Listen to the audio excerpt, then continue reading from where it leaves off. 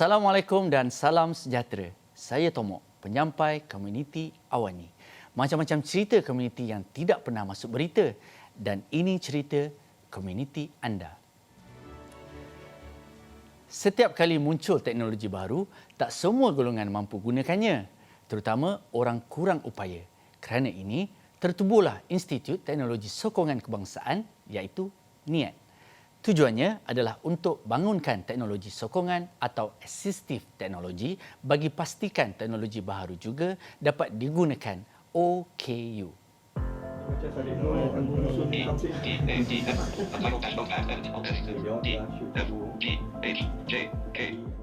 NIAT pernah buktikan mereka mampu tolong OKU untuk guna pelbagai gadget canggih.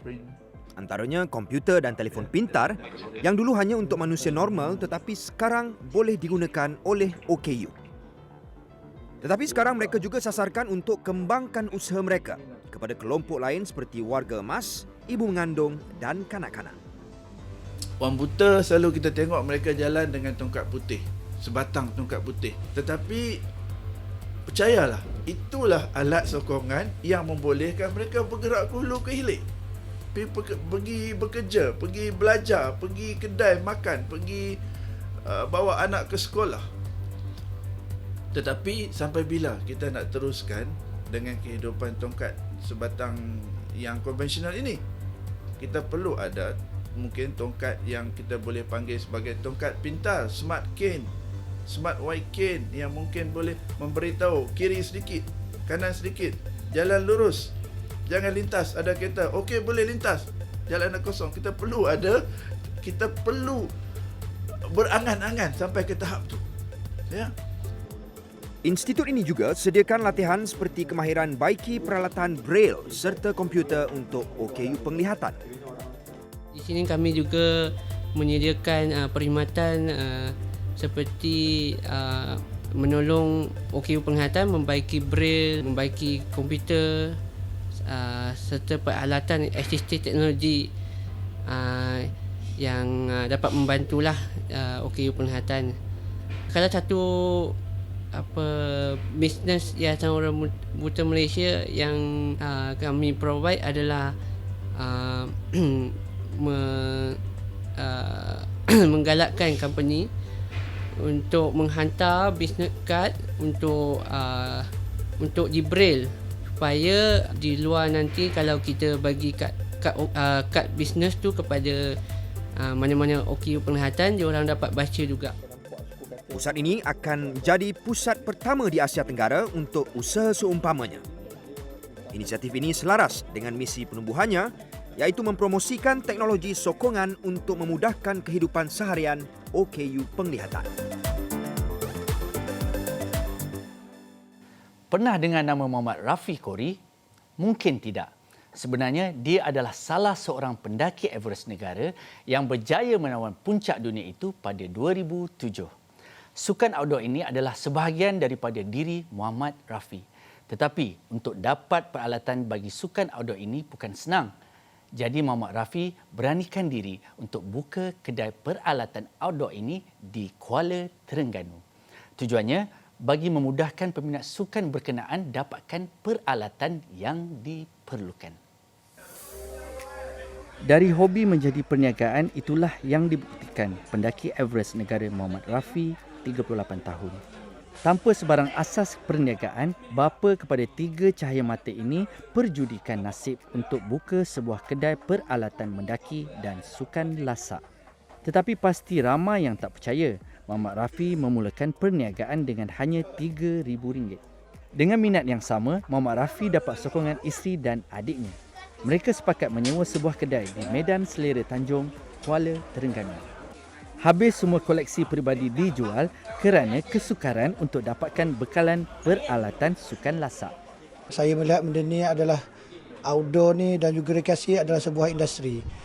Dan saya melihat di Kuala Terengganu tidak ada satu kedai barangan adventure sukan outdoor yang ada di Kuala Terengganu dan juga di Terengganu, dan atas kekurangan itulah saya terpanggil untuk membuka kedai outdoor dengan nama TXC Outdoor Adventure di Kuala Terengganu. Kebanyakan stok barangan untuk kedainya sekarang diperoleh dari luar negara. Dan dalam usaha untuk mengembangkan sukan lasak, Muhammad Rafi juga aktif menganjurkan macam-macam aktiviti lasak seperti cabaran mendaki Bukit Besar, Bukit Keluang dan banyak lagi. Pada awalnya mungkin orang tidak tahu, tapi sekarang kita ada media sosial dan kedai ni pun berada di Kuala Terengganu, dan makin hari orang makin tahu dan makin ramai orang datang di kedai saya. Dan orang kontak saya bukan sahaja untuk membeli barangan outdoor, tapi cuba untuk membantu mereka untuk menjadi adventure consultant, menjayakan pelbagai aktiviti pergunungan, aktiviti outdoor yang lain, aktiviti team building berkonsep outdoor. Usaha Muhammad Rafi kini banyak membantu mereka yang meminati sukan lasak terutama di Terengganu. Kalau ikutkan sekarang ni untuk warga Kuala Terengganu memang senang bila ada pusat di sini. Kalau ikutkan dulu tu memang susah kirim ke orang KL ke overseas ke. Kadang tu kostum pun semua mahal. Bila ada ni memudahkan lagi untuk peminat outdoor, untuk orang pakai ke, untuk sukan outdoor lah. Tidak seperti dulu, macam saya dulu tidak ada pilihan. Maknanya tidak ada pilihan, kita guna peralatan tentera. Beg askar, pakai mistin tentera. Itu saja yang ada. Yang ada yang high end, tapi kelakar sebab kita kirim kepada abang kawan yang belajar overseas dulu. Kemudian saiz dia pun kita tahu yang dibeli yang dapat itulah yang dia dapat.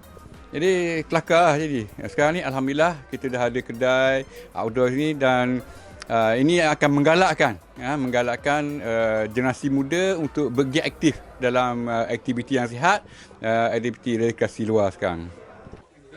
Kedai Muhammad Rafi kini jadi tumpuan bagi peminat aktiviti lasak di Terengganu untuk mendapatkan peralatan dan kelengkapan bagi melakukan sukan lasak.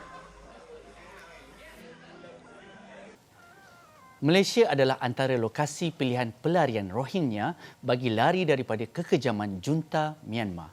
Sepanjang mereka berada di sini, akses kepada pendidikan dan kesihatan sangat terhad kerana status mereka sebagai pelarian. Tetapi, dalam komuniti Rohingya di negara ini, ada seorang wanita yang terus berusaha memperkasakan wanita Rohingya agar mereka boleh berdikari.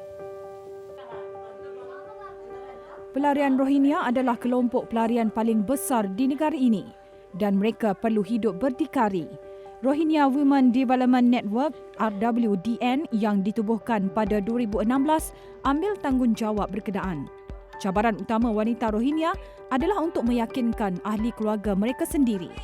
Tabu masyarakat ini ialah mustahil untuk wanita berdikari dan tempat mereka hanya di rumah. Refugees in Malaysia are not recognized, not legal. And then because of that, we have no security, we have no access to education, healthcare or job employment. As a community, to be empowered, we need to give people skill. We need to give people education. We need to build these people up to empower them so that we become a successful people like others too. Hasil usaha RWDN, wanita Rohingya kini lebih yakin bercakap bahasa Inggeris. Mereka juga diberi peluang untuk mengasah bakat dalam bidang seni serta diajar mengaji Al-Quran. RWDN juga jadi rumah untuk wanita Rohingya mempraktikkan ilmu yang ada untuk mencari sumber rezeki. Antara yang mereka lakukan ialah membuat anting-anting untuk dijual. So we are found to give a woman voices, to make them feel that we are also leaders in our community. We are not just created to stay in the house. Rohingyans are not educated. They are illiterate. And they don't understand. The issue is they don't understand why a woman have to be educated, why child marriage is a harm for the community, why domestic violence is wrong. They don't understand. RWDN kini cuba buktikan golongan wanita Rohingya juga mampu melakukan apa yang mereka mahu asalkan mempunyai objektif dan tindakan. Masyarakat Malaysia yang terdiri daripada pelbagai kaum dan etnik mempunyai macam-macam jenis permainan tradisional, tetapi banyak juga yang semakin dilupakan. Jadi penduduk kampung seberang hilir Kuching ambil inisiatif anjur Karnival Darul Hana 2019 bagi memastikan tradisi mereka dapat dikekalkan oleh generasi baharu. Karnival ini julung kali diadakan dengan kerjasama Lembaga Pembangunan dan Lindungan Tanah Persatuan Penduduk Seberang Hilir dan Jawatankuasa Masjid Darul Hana. Sesuai dengan tujuannya, karnival kali ini guna konsep mensiamarek iaitu mengekalkan tradisi yang ada. Ia bagi menunjukkan bahawa masyarakat seberang hilir masih mengekalkan tradisi walaupun hidup di penempatan moden. Antara aktiviti tradisional yang masih kekal ialah gasing Sarawak. Allahyarham Sulaiman Bujang dikatakan generasi pertama yang memainkan gasing di kampung seberang hilir sekitar 1975. Gasing Sarawak dibuat menggunakan kayu tanjan atau kayu jenis keras dan mengambil masa sehari untuk siap sepenuhnya. Bagi kami, gasing itu sudah dapat dilupuslah. Pendapatnya dikembangkan, sia-sia lah. Karena untuk dah pun dah kami fikir dah dinaik kami juga di suruh tidak main-main dah kecil-kecil semua main dah. Peringkat sekolah ada peringkat sekolah pun ada belajar juga. Karnival Darul Hana 2019 mampu semai asas tradisi yang diamalkan dalam masyarakat seberang hilir Kuching bagi memastikan ia tidak pupus di telan zaman. Untuk semua komuniti di luar sana, hantarlah cerita anda kepada kami dan kami akan siarkan kerana komuniti anda adalah komuniti awani. Saya Tomok, kita jumpa besok malam. Salam hormat.